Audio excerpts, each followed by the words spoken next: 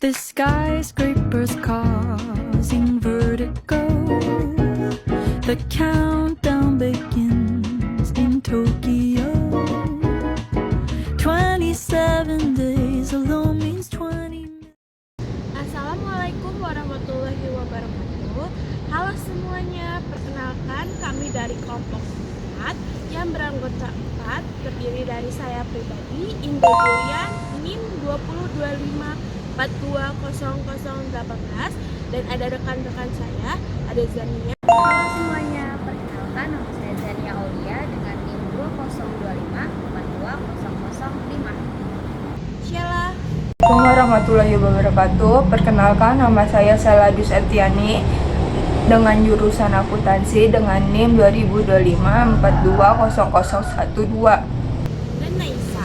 Halo semuanya, saya Naisa Putri Nabila dengan NIM 2025420002. Pada kesempatan hari ini, izinkan kelompok 4 untuk menerangkan penerapan upaya mahasiswa menghindari kesalahan berbahasa dalam penulisan akademik.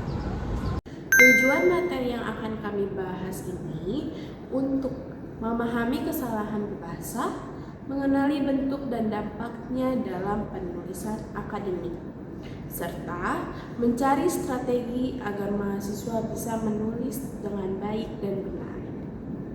Manfaatnya juga ada penelitian ini membantu mahasiswa meningkatkan keterampilan menulis, memberi masukan bagi dunia akademik, menjadi acuan bagi peneliti lainnya, dan menambah wawasan pentingnya bahasa baku dalam kehidupan sehari-hari.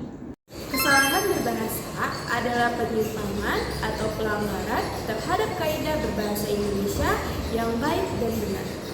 Tarigan dan The Jago Tarigan menyebutkan kesalahan berbahasa ialah membedakan antara kesalahan atau error yang disebutkan oleh kurangnya penguasaan kaidah bahasa atau kompetensi dan kekeliruan yang terjadi karena kecerobohan atau keterbatasan sementara.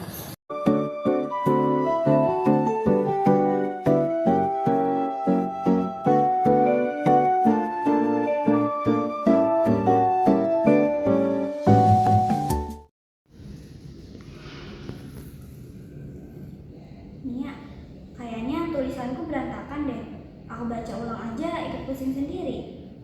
Coba sini aku lihat sebentar. Yang ini kamu misalnya salah tulis. Di sekolah itu kamu bisa digabungkan. Seharusnya kan tadi itu menunjukkan tempat harus dipisah. Jadi spasi sekolah.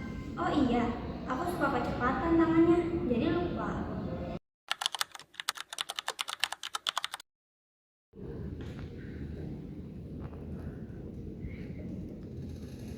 Nah, gimana? Udah selesai maka kamu? Sudah, tapi aku sedikit ragu. Ini udah benar atau belum ya? Aku lihat lagi ya. Bagian ini nih, Nay. Ini kalimatnya panjang banget. Sampai satu nafas pun gak cukup. Coba baca jadi 2 kalimat, biar jelas maksudnya. Oke, jadi bukan banyak kata itu lebih bagus, tapi jelas dan ringkas itu lebih tepat. Iya, apalagi tulisan akademik. Terus di tulisan akademik yang ini kita hindari kata-kata seperti banget, kayak, dan enggak. Gantinya itu bisa seperti tidak, sederhana tapi pengaruhnya besar, kayak misal formal tulisan. Oh, seperti itu ya? Iya, makanya perlu dibaca ulang pelan-pelan yang benar misalnya agar bisa dapat dipahami dengan jelas. Oke, aku mengerti sekarang. Intinya bukan cuma nulis, tapi memahami kaidahnya. Iya, kalau kita paham dasarnya, tulisan kita jadi enak dibaca dan jelas maknanya. Oke, terima kasih Nia. Nah, berdasarkan contoh kecil tadi, kesalahan berbahasa itu bisa terjadi dalam ejaan, tanda baca, pilihan kata, bentuk kata, susunan kalimat, maupun makna kalimat. Dalam penulisan akademik, kesalahan berbahasa bisa muncul di berbagai aspek, mulai dari ejaan sampai makna kata. Yuk kita bahas satu persatu secara ringan. Ejaan berhubungan dengan cara penulisan huruf, kata, dan tanda baca sesuai kaidah bahasa Indonesia. Kesalahan ejaan itu seperti apa?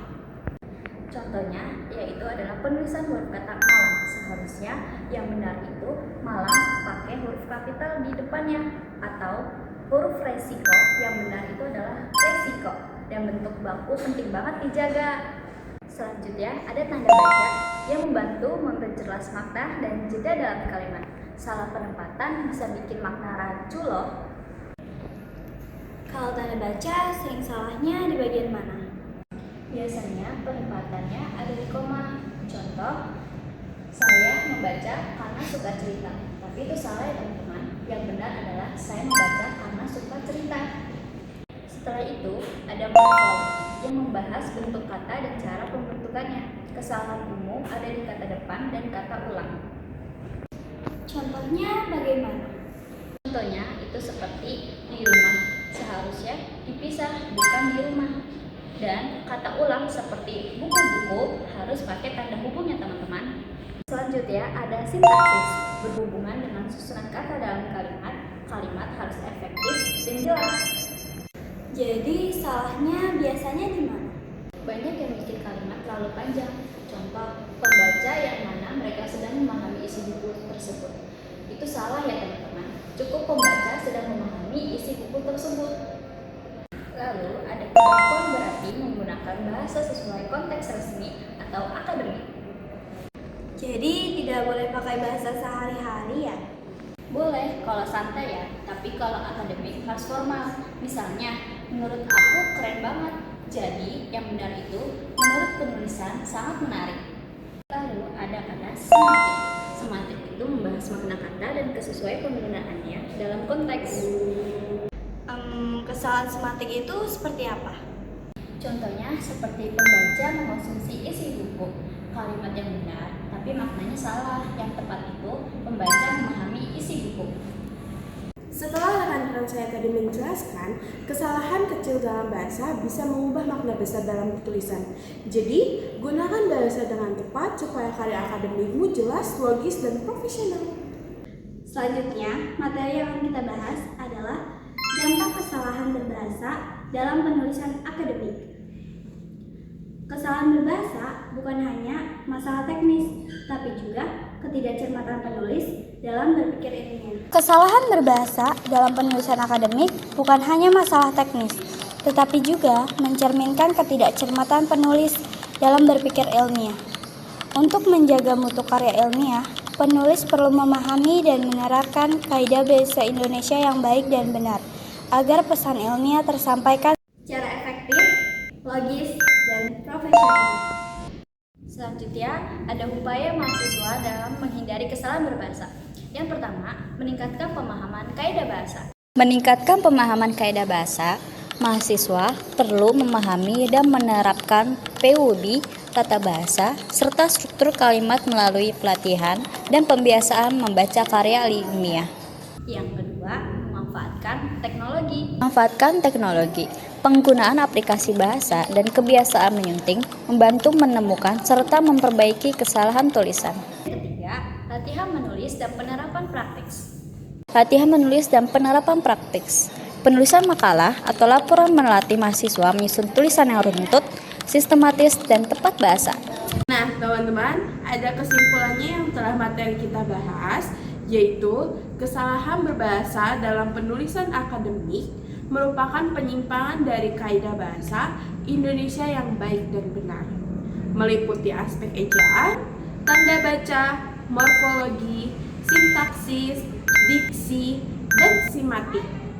Kesalahan ini umumnya terjadi karena kurangnya pemahaman terhadap kaidah bahasa serta lemahnya kebiasaan membaca dan menyunting.